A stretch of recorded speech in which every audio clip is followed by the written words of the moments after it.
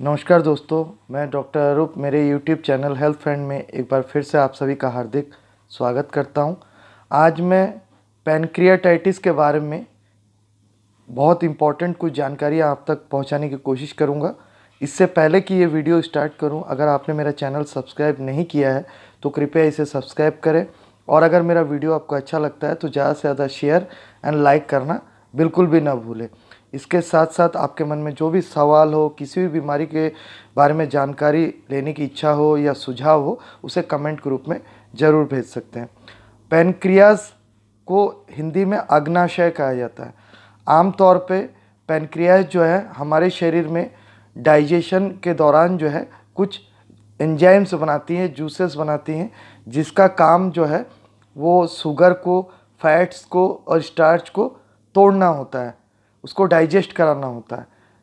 और पैनक्रियाज जो है 1 से 6 इंच का अंग है जो पेट के पिछले हिस्से में, निचले पेट में होता है, और इसके वजह से ही हमारा जो डाइजेस्टिव सिस्टम है वो बिल्कुल सही तरीके से चल पाता है, और इसके द्वारा ही कई तरह के जो है डाइजेस्टिव सिस्टम के साथ साथ जो है हार्मोन बनाने में भी मदद मिलता है। आमतौर पे कई बार पैनक्रियास अंग में सूजन आकर के और इन्फ्लेमेशन हो करके उसको पैनक्रियाटाइटिस कहा जाता है। पैनक्रियाटाइटिस का जो इन्फेक्शन है ये कई बार एक्यूट स्टेज में जो है कंटिन्यू 3-4 दिन तक रहता है, और कई बार क्रॉनिक स्टेज में सालों सालों भर में 1-2 बार आ सकता है। तो कई बार ये देखा गया है कि लोगों को पैनक्रियाटाइटिस नामक बीमारी हो जा रही है, और इसके बारे में लोगों को जानने की बहुत जिज्ञासा भी रहता है।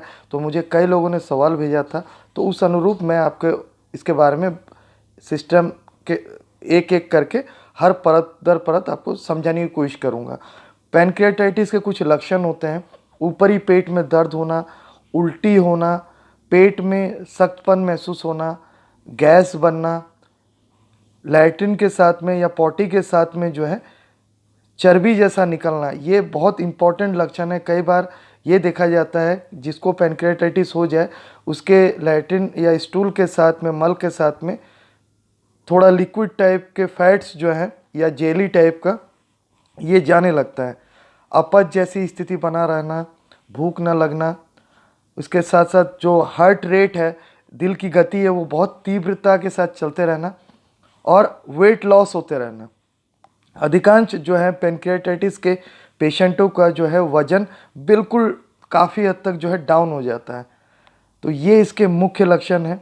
अब इसके कारणों के बारे में कुछ जानकारी आपको शेयर करूँगा।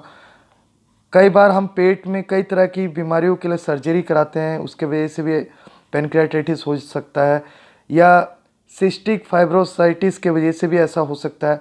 कई बार पित्त की थैली में पत्थर होकर के भी पैनक्रियाटाइटिस होता है।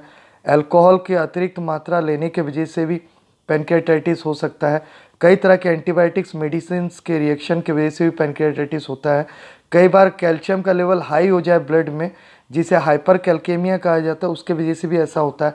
कई बार ओवर पैराथायरॉयड हार्मोन के वजह से, जिसे हाइपर पैराथायरॉयडिज्म कहा जाता है, इसके वजह से भी कई बार ये देखा गया है कि हमारे को पैनक्रियाटाइटिस बीमारी हो सकता है। इसके अलावा जो है ट्राइग्लिसराइड का जो लेवल है ब्लड में वो ज़्यादा हो जाए, जिसे हाइपर ट्राइग्लिसरीमिया कहा जाता है, उसके वजह से भी ऐसा होता है। कई बार पेट में कोई अन्य गैस्ट्रोइंटेस्टिनल इन्फेक्शन हो गए, जो खाने की नली है, या पेट में अल्सर वगैरह हो गया, उसके इन्फेक्शन के वजह से भी जो है ये पैनक्रियाटाइटिस बन सकता है। पेट में कई बार एक्सीडेंटल कोई इंजरी हो गया, चोट लग गया, तब भी ऐसा हो सकता है। मोटापा एक बहुत बड़ा कारण है पैनक्रियाटाइटिस का, इसके वजह से भी ऐसा होता है। कई बार पैनक्रियाज में कैंसर हो करके भी पैनक्रियाटाइटिस हो सकता है। इसके जो रिस्क फैक्टर हैं उसमें सबसे पहला रिस्क फैक्टर है अल्कोहल का ओवर यूज़ करना। अतिरिक्त मदिरापान या अल्कोहल यूज़ करने से जो है पैनक्रियाटाइटिस अधिकांश लोगों को पाया जाता है। इसके अलावा सिगरेट स्मोकिंग ज़्यादा मात्रा में, और मोटापा, जो अधिकांश जो बहुत ज़्यादा मोटे इंसान हैं उनको पैनक्रियाटाइटिस बनने की संभावना बहुत हद तक बढ़ जाता है। इसके साथ साथ फैमिली हिस्ट्री में किसी को अगर है, माता पिता, दादा, नाना नानी, तो उनको भी ये संतान आदि को ये बीमारी हो सकता है। इसके प्रिवेंशन में जो पहली चीज़ है वो है अल्कोहल को बिल्कुल ही स्टॉप करना चाहिए, नहीं लेना चाहिए। लो फैट डाइट को लीजिए, फाइबर इजीली डाइजेस्टिबल फूड को लीजिए, फाइबर को इंक्लूड कीजिए। हमेशा रेगुलरली एक्सरसाइज कीजिए जिससे वेट मेंटेन होना चाहिए। कोशिश कीजिए फास्ट फूड और जंक फूड बिल्कुल ही ना लें और स्मोकिंग से बचना चाहिए। अगर आप इन चीज़ों को पालन करेंगे और मेरी पहुंचाई गई जानकारी आप तक इसको और ज़्यादा से ज़्यादा शेयर करेंगे तो मैं उम्मीद करता हूं पैनक्रियाटाइटिस नामक एक जानलेवा बीमारी से आप बच सकते हैं और दूसरों को भी बचा सकते हैं। अगर आप प्रत्यक्ष रूप से किसी भी बीमारी से पीड़ित हैं या किसी भी बीमारी के लिए आपको सुझाव की आवश्यकता है तो आप मेरे तीनों क्लिनिक्स या मेरे व्हाट्सएप नंबर पे भी संपर्क कर सकते हैं, जिसका पूरा ब्यौरा मेरे चैनल में यहाँ पर दिया हुआ है। धन्यवाद, नमस्कार, जय हिंद।